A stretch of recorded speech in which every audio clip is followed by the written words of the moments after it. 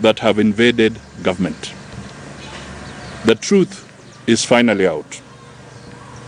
State officers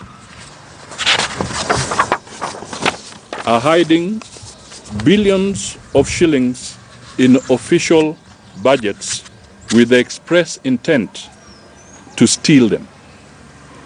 It is a slap in the face of our self-government. Self-government means that our destiny is in our own hands. When we wrestled independence from the colonial master, the objective was not to run down our country. The intention was to build a thriving nation with equal opportunities. In the words of our national anthem, the founders of our country dreamt of an equitable society of hard-working people. They dreamt of justice as our shield and defender, of unity, peace, and liberty. But most significantly, they had a vision of a hard-working people. Let the fruit of our labor fill every heart with thanksgiving, they said. Today, we are seeing the fruit of stealing, filling up a few hearts with arrogance, and the rest of the millions of hearts suffering with suffering and misery. We are seeing a country that is over-borrowing so as to satisfy the greedy appetite of a few thieves. To paraphrase the great Mahatma Gandhi, our country is adequately resourced to feed everyone's needs, but it does not have enough resources to feed everyone's greed. Today, the national debt is just shy of 6 trillion Kenya shillings. Most of this money cannot be accounted for. It certainly has not been accounted for. When we ask the government to publish the country's debt portfolio, they give us a deaf ear. How long will this reckless borrowing without accountability go on? The Jubilee government and their partners must now tell Kenyans the true level of the country's indebtedness and the detailed terms and conditions around each debt. Kenyans have a right to know.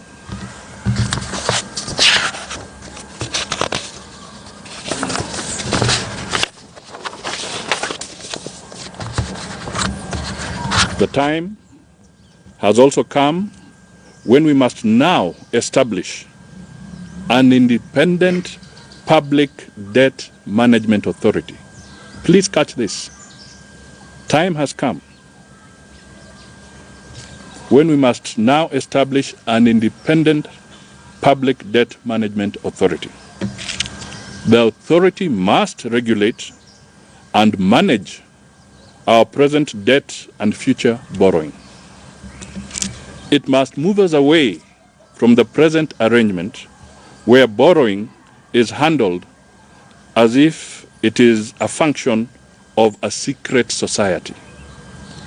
In this day and age of open governance, government can no longer behave as if it is a secret society. The famous word, serikali, sirikali. And especially not when it is borrowing funds to be repaid by the citizens. There must especially be public participation in the decision to borrow and in deciding what we want to do with the borrowed money. These are just a few of the concerns that President Uhuru Kenyatta must clearly address on this 56th Madaraka Day. When the President gave his State of the Nation address last month in Parliament, he left a lot to be desired. He glossed over issues. He spoke in vague and equivocal terms, painting glossy pictures of a strange, non-existent country. The head of state's address was a damper that left many of us wondering whether he lives in this country or somewhere else. He must use this year's Madaraka Day to redeem himself. The president must also address the question of youth unemployment.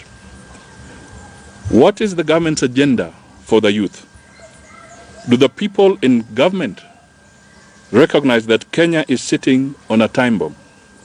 Today, there are about 8.5 million unemployed or underemployed young people out there. Does this government care about them? If it does, what is it doing about them? How many young people would the hundreds of billions that have been looted keep in gainful employment? Why does the top continue to sit comfortably with the people who have denied our youth livelihood? Why are persons associated with theft from the public coffers still sitting in the cabinet? Why are thieves still running all over the country with cartons and chests of stolen money, lavishly flaunting their loot at public gatherings? Are we proud to display to the world that we are a bandit economy? It is sad that while these individuals in government are conspicuously flaunting their ill-gotten wealth, millions of citizens smart under the oppressive weight of the cost of living. As a nation, we must now embrace our national values as espoused in Chapter 6 of our Constitution, and especially Article 10. We must begin calling thieves by their true name instead of deodorizing theft by calling it corruption. We must ask ourselves about the impact of this theft on the cost of living. The link between theft and the oppressive cost of living is enough cause for us to outlaw the thieves and their associates. The president must also address the ongoing wrangles in the education sector. Kenyans expect persons in cabinet to be their servants and to comport themselves with the requisite humility. We cannot have overbearing individuals barking at Kenyans when they should be explaining government policy. They say that if you want to destroy a nation, target its children. We are hearing frightful things about the new competence-based curriculum that seems to be forced down our throats. The Ministry of Education must sit down with the leaders of the teachers' unions and other stakeholders and listen to their concerns about the curriculum. It is reckless to tell Kenyans that the train has already left the station. Where is this train going? Is there a broken bridge across the valley ahead? So specifically here, the president should direct his Minister for Education to engage in dialogue with the concerned stakeholders, including the teachers and other educationists.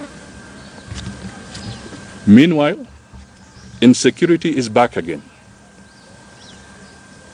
We have witnessed troubling incidents of orchestrated insecurity in several parts of the country. Organized criminals and the gangsters are murdering Kenyans in cold blood in the Rift Valley, western and northeastern parts of Kenya. Parts of Nairobi and central Kenya remain unsafe as well. Na mtazamaji, ni kiongozi wa chama cha Amani National Congress ANC Musalia Mudavadi akitoa taarifa kwa vyombo vya habari siku 2-3 kabla ya sherehe zile za madaraka tarehe 1 mwezi wa 6 ambazo zitafanyika kule Narok, na baadhi ya mambo yaliyotaja ni kuhusiana na masuala ya mikopo, madeni na ufisadi nchini Kenya, na kuweza kumpa changamoto Rais Uhuru Kenyatta na kuikashifu ile taarifa yake ya miezi miwili iliyopita aliyoitoa kule bungeni kwamba haikuwa na mshiko wa masuala kama haya. Ametoa pendekezo kwamba kubuniwe mamlaka ya kudhibiti mikopo na matumizi ya madeni humu nchini. Tukiachana na taarifa ya Musalia, hebu sasa tusikize kauli za baadhi ya wakazi wa eneo